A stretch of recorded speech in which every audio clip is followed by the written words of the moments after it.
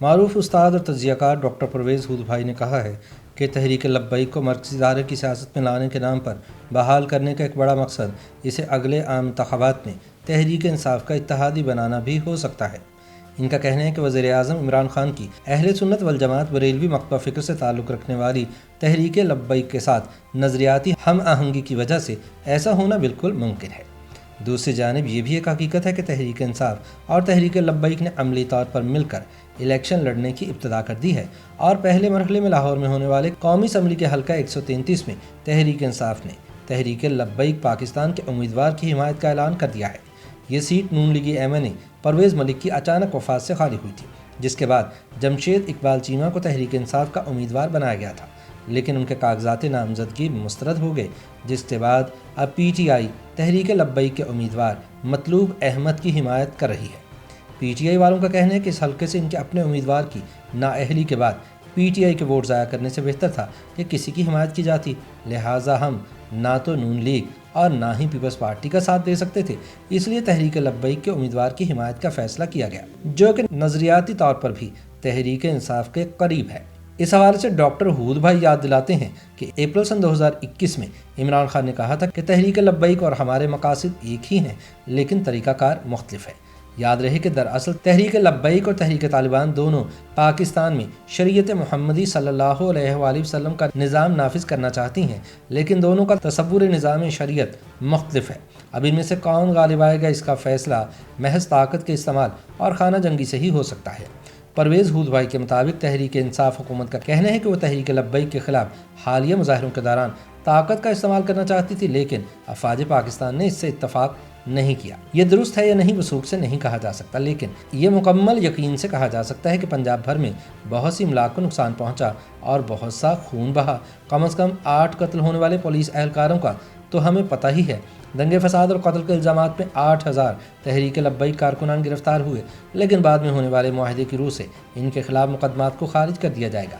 یوں پنجاب پولیس کی ریڑھ ختم ہو چکی اور اس کا اعتماد ہل کر رہ گیا ہے۔ ہود بھائی کہتے ہیں کہ ریاست پاکستان کا یہ عمل متشدد سوچ کے حامل شدت پسندوں کے سامنے ہتھیار ڈالنے کے مترادف تھا، لیکن یہ عمل تحریک لبیک کو مرکزی ادارے کی سیاست میں لانے اور پی ٹی آئی کا اتحادی بنانے کے لیے انتہائی مہارت سے چلی گئی ایک چال بھی ہو سکتا ہے۔ بقول ہود بھائی، شاید تحریک لبیک کے لیے اپنی پسندیدگی کو واضح کرنے کے لیے حال ہی میں وزیر اعظم عمران خان نے توہین کا توڑ کرنے والی رحمت للعالمین صلی اللہ علیہ وآلہ وسلم اتھارٹی بنانے کا اعلان کیا تھا، تو کیا یہ محض ایک اتفاق تھا کہ تحریک لبیک کا احتجاج لاہور کی رحمت للعالمین صلی اللہ علیہ وآلہ وسلم مسجد سے ہوا، جہاں پر تحریک لبیک کا ہیڈ کوارٹر بھی واقع ہے؟ دوسری جانب افغان طالبان نے تحریک طالبان پاکستان سے خود کو الگ کرنے سے صاف انکار کر دیا ہے اور پھر وہ ریاست پاکستان اور ٹی ٹی پی کے درمیان ایک امن معاہدہ کروانے میں کامیاب ہو گئے۔ اس سے اگلا قدم ان کے مرکزی دھارے میں آنے کا بھی ہو سکتا ہے، اس لیے وزیر اعظم ایک بار پھر فوج کو الزام دینے کی کوشش کر سکتے ہیں۔ اس پر البتہ ان کی ساکھ کا مسئلہ سامنے آ سکتا ہے، کیونکہ وہ کبھی طالبان کے مظالم کی مذمت نہیں کرتے۔ ستمبر سن 2013 میں جب ٹی ٹی پی کے پاکستان کے عوام، پولیس اور افواج پر خود کش حملے عروج پر تھے، عمران خان بطور پی ٹی آئی لیڈر نواز حکومت سے مطالبہ کر رہے تھے کہ ان کے ساتھ جنگ بندی کی جائے اور انہیں ملک میں دفاتر کھولنے کی اجازت دی جائے۔ تحریک طالبان نے شکر گزاری کا اظہار عمران خان کو اپنی طرف سے حکومت کے ساتھ مذاکرات کرنے والی کمیٹی کا حصہ بننے کے لیے نامزد کر کے کیا تھا۔ ان کے علاوہ اس کمیٹی میں مولانا سمیع الحق اور لال مسجد والے مولانا عبدالعزیز بھی شامل تھے۔ پھر چند ہفتوں بعد ٹی ٹی پی نے ایک ویڈیو ریلیز کی جس میں انہیں 23 ایف سی اہلکاروں کے سروں کے ساتھ فٹ بال کھیلتے ہوئے دیکھا جا سکتا تھا۔ دسمبر سن 2014 میں اے پی ایس پشاور کا سانحہ رونما ہوا، لیکن جب اس واقعے کے 1 ماہ بعد عمران خان اور ان کی نئی نویلی دلہن ریحام خان نے اسکول کا دورہ کیا تو ان بچوں کے والدین نے ان کا استقبال گو عمران گو کے نعروں سے کیا تھا۔ پرویز ہود بھائی کہتے ہیں کہ اب حال یہ ہے کہ دہشت گرد گروپوں پر پابندی کی باتیں ہوا میں تحلیل ہو چکی ہیں۔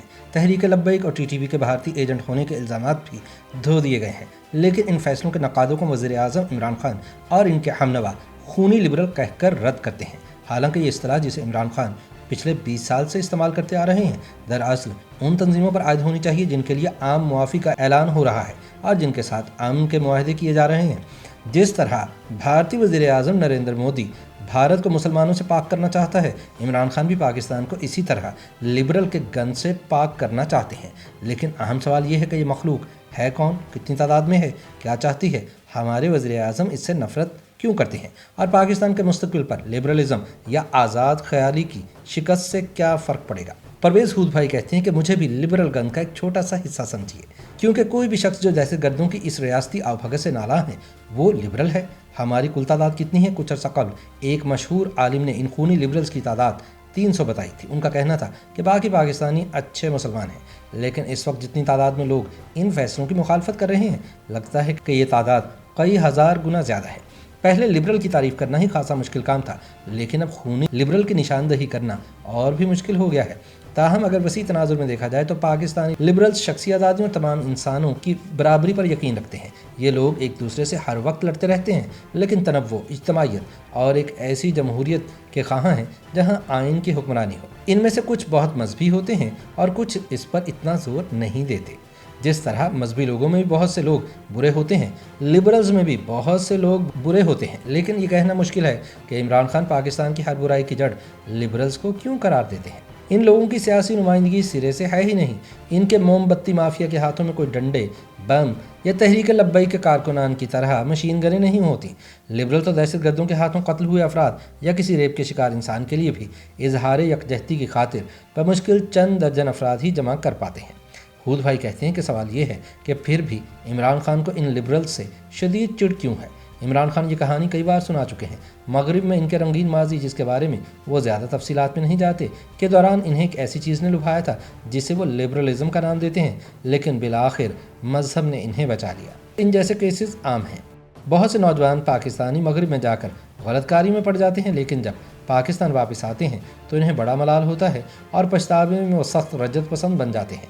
लिबरलिज़म के ख़िलाफ़ इमरान खान की जज्बातियत में इनके स्कूल का भी किरदार है, जो लाहौर का एक आला तबके का इदारा है और एचिसन कॉलेज कहलाता है, जहाँ बकौल इनके इन्हें कभी अल्लामा इकबाल रहमतुल्लाह अलैह की शायरी नहीं पढ़ाई गई। वो इकबाल रहमतुल्लाह अलैह के शेर भी नहीं पढ़ पाते, गो कि वो इन्हें अपना आइडियल करार देते हैं। अफसोस कि इन्हें ऐसा लगता है कि लिबरल हज़रत अल्लामा इकबाल रहमतुल्लाह अलैह को पढ़ और समझ नहीं सकते। हकीकत तो ये है कि इमरान खान खुद उर्दू पढ़ने में दिक्कत महसूस करते हैं। बहुत से लोगों ने तकरीब हल्फ बर्दारी में इन्हें हल्फ लेते हुए गलतियाँ करते देखा है। इसका मदावा करने के लिए ही शायद इन्होंने हाल ही में तमाम सरकारी तकरीबात की मेज़बानी उर्दू में किए जाने का फरमान जारी किया है, लेकिन इससे भी ज़्यादा अपनी वाज़नुमा तकारीर में कुरानी आयात और अहादीस का तर्जमा तो सुना सकते हैं, लेकिन ये सब इन्हें अरबी ज़ुबान में याद नहीं। लिहाजा इस्लामाबाद के तमाम स्कूलों में अरबी ज़ुबान को लाजमी करार दे दिया गया है। यकसा कौमी निसाब इनका एक और नज़रियाती मनसूबा भी इसी का नतीजा है।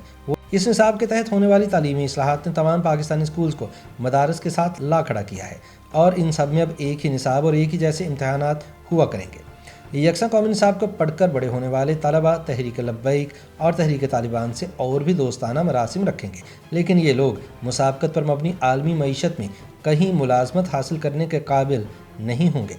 डॉक्टर परवेज़ हूद भाई के मुताबिक जहां एक तरफ तहरीक लब्बैक और टीटीपी बानी पाकिस्तान कायद-ए-आज़म मोहम्मद अली जिन्नाह रहमतुल्लाह अलैह के पाकिस्तान में मुसलसल उरूज पा रहे हैं, वहीं अब मेन स्ट्रीम सियासी जमातें खुद को लिबरल कहते हुए खौफ महसूस कर रही हैं। रियासत और मजहब को एक दूसरे से जोड़ने का मंसूबा पूरी रफ्तार से आगे बढ़ रहा है। पाकिस्तानी गैर मुस्लिम तो जुल्म सितम का निशाना बनते ही रहेंगे, लेकिन फ्रांस के सफीर को निकालने के मुतालबे पर इसरार ये वाज़े करता है कि तहरीक लब्बैक के मकासद मुकामी नहीं बल्कि आलमी सतह के हैं। जहाँ तक तालिबान की बात है, अफगानिस्तान पर एक नज़र डाल दीजिए, आपको पता चल जाएगा कि ये हमें कहाँ ले जाना चाहते हैं। अहम तरीन बात यह है कि टीटीपी और तहरीक लब्बैक मुतशद्दिद तंजीमें हैं, एक बरेलवी है और दूसरी देवबंदी। दोनों के मानने वालों की एक बड़ी तादाद है और अब अफगानिस्तान में फतह के बाद टीटीपी के मानने वालों की तादाद में तेज़ी से इजाफा होगा। दोनों शरीयत का निज़ाम चाहती हैं, लेकिन दोनों का तसव्वुर निज़ाम शरीयत मुख्तलिफ है।